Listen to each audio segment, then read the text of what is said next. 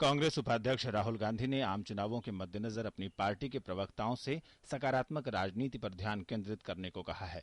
2 दिनों की मीडिया कार्यशाला का उद्घाटन राहुल गांधी ने किया, जिसमें देश भर के कांग्रेस प्रवक्ता हिस्सा ले रहे हैं। उन्होंने ये भी कहा कि पार्टी की रणनीति को संस्थागत तरीके से मजबूत करने की जरूरत है और पार्टी के संचार विभाग को भी आम लोगों तक पहुंचना चाहिए।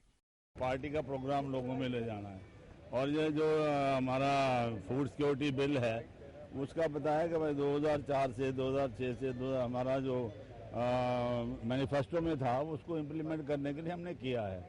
कहा कि पार्टी के प्रोग्राम को किस तरह लोगों तक ले जाएगा। राहुल गांधी जी ने जितने स्पोक्समैन पूरे देश के आए उनको ये बताया है कि जिस हमारी पार्टी की बुनियाद गांधी जी के विचारधारा पे, गांधी जी के मूल्यों और गांधी जी के आदर्शों पर आश्रित है, पूरी पार्टी उसी पर खड़ी हुई है।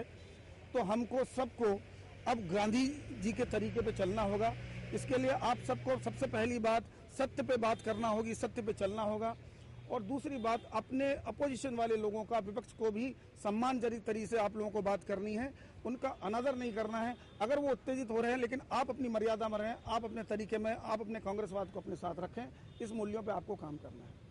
राहुल गांधी ने पार्टी की शोध टीम को और भी कुशल बनाने की जरूरत पर बल दिया। पार्टी की छवि को प्राथमिकता देते हुए उन्होंने कहा कि पार्टी की छवि को आगे बढ़ाने से ही स्वतः व्यक्तियों की निजी छवि भी बेहतर होगी। राहुल ने पार्टी नेताओं से एक स्वर में बोलने और एकजुट रहने को कहा।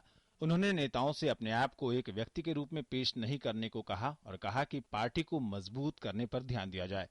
राहुल ने कहा कि पार्टी को उनके चुनावी घोषणा पत्र में आम जनता की मांग के अनुसार विषयों को शामिल करना चाहिए और उनके विचारों को ध्यान में रखकर अंतिम रूप देना चाहिए।